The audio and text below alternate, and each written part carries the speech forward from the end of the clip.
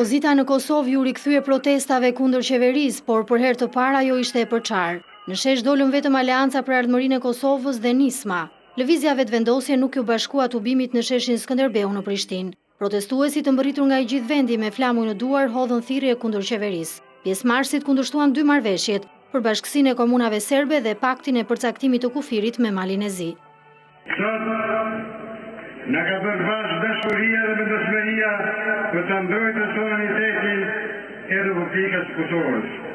Në ka sjellë vendosmëria për të thënë jo demarkacionit me Malin e Zi, me të cilin Kosova më humb 8.300 hektar të gjyqësore. Këta pushtetarë që se sa vite janë në këtë ndërtes, asnjëherë nuk e dëshmuan se janë në gjendje për të punuar për të mirën e Kosovës, por vetëm në vend të saj.